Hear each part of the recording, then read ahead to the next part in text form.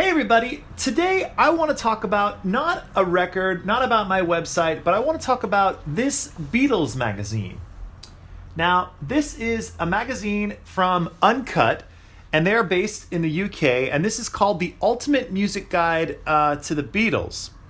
And it says, The Complete Story of the Beatles. Now, I mentioned this, I think maybe 2 weeks ago, maybe even a week ago, and I've had a chance to go through it. I've read the whole thing, and I'm just going to give you my initial thoughts about this magazine, and maybe if you're thinking about picking it up for yourself, you can make a better decision as if you want to get it or not. Now, first thing I will say, I really liked this magazine. I thought it was really well put together, had a lot of really interesting photographs that I haven't really seen, and just very well thought out, well researched, and just a really interesting magazine. And on top of it, very thick, a lot of information inside this magazine. So overall, I really liked it. Now, the one thing I will say is that I think it's a little bit misleading in the sense of they call it the Ultimate Music Guide of the Beatles. Now, the reason I say it's a little misleading is because it goes along in order of the Beatles' history, right? So you start around the Please Please Me time period.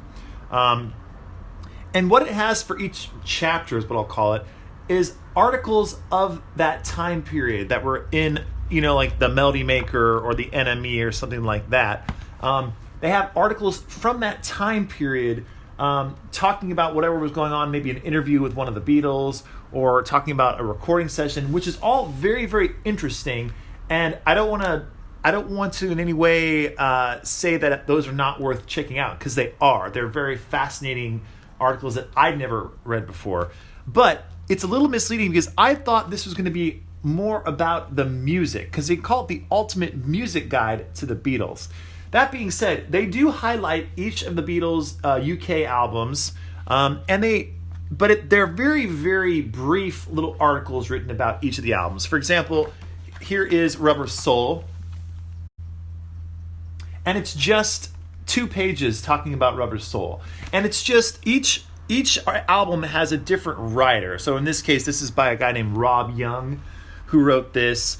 And it's just a typical, in my opinion, typical review, this guy's opinion of Rubber Soul. Talks about each of the songs, gives a little bit of a historical background, but it's not all that in-depth at all.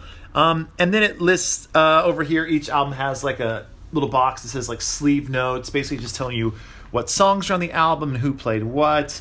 Then it has a critic's verdict box over here, and it lists at the time what two critics originally said about the album. For example, this one critic, Alan Evans, says, "The great thing about this LP is that the Beatles are still finding different ways to make us enjoy listening to them." So that's interesting to know that at the time, that person thought it was a fantastic record, which obviously it is.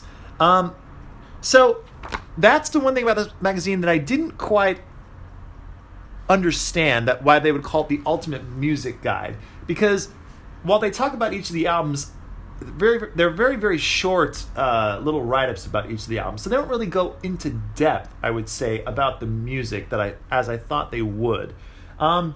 Now, that's not to say that what is inside this magazine isn't worth reading, because it's some fantastic, fascinating stuff. For example, there's an article about 2 recording sessions that I thought was really great. I wish there was more stuff like that in here.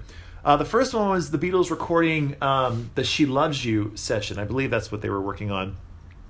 And it talks about it's this reporter is in the studio while they're working on the songs, and he's just giving his eyewitness account of what's going on, and that's just fascinating to me. The other one is a later session, same thing, with a reporter who's inside the studio giving his assessment of what's going on. It's during the help sessions, and so that's all very fascinating.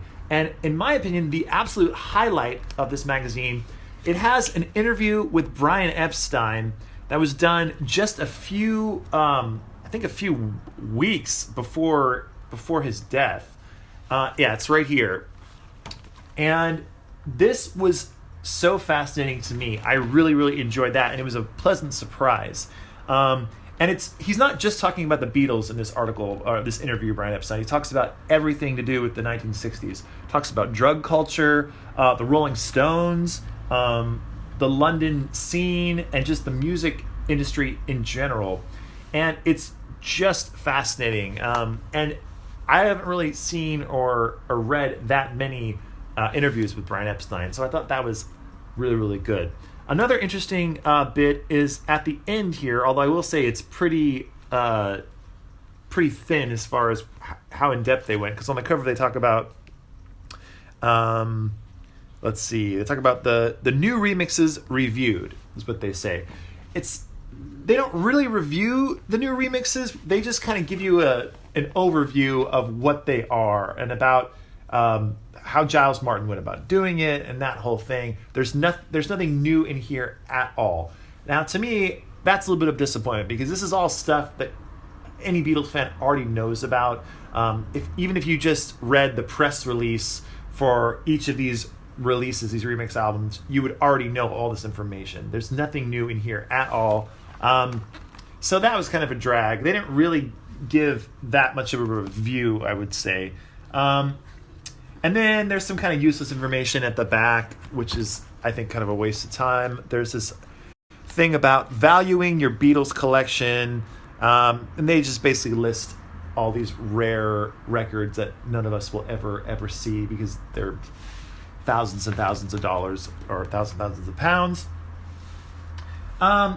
So overall, I will say about this magazine that I enjoyed it.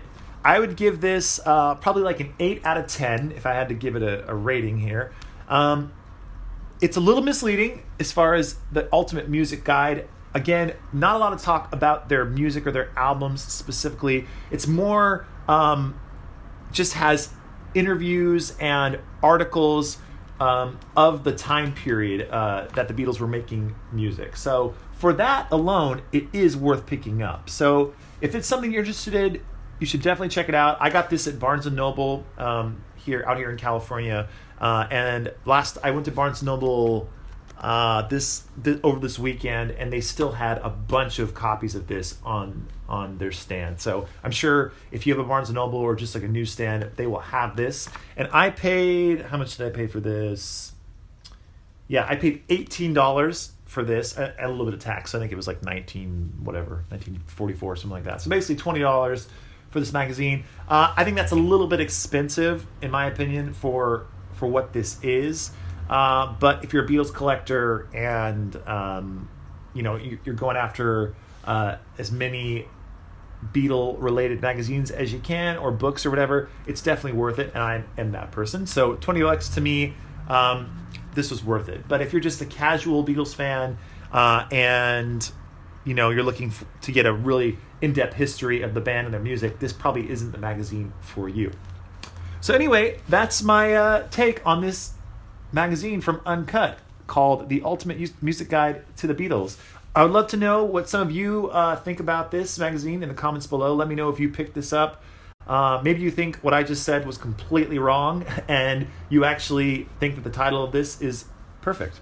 Or maybe you got this and you don't like it at all. So be very interested to know what some of you think about this magazine. So that's it for now. Stay tuned. This week I will be posting some more Beatle records, including John Lennon's first solo album, John Lennon Plastic Ono Band. I have an amazing UK pressing that I'm about to list on the website. Also, Sgt. Pepper is finally making its appearance on my website sometime this week, if not this weekend, so stay tuned for that. Also working on the Beatles Blue album, which is not exactly this copy, but it's this record, the Beatles Blue album, so you can stay tuned for that, hitting the website, and that's it for now. So make sure to check out, of course, needlemeetsvinyl.com, because I got a lot of records on there. Still having a clearance sale on a bunch of records, so you can go to the website, check that out. And that's it for now. So we'll talk to you later. Bye for now.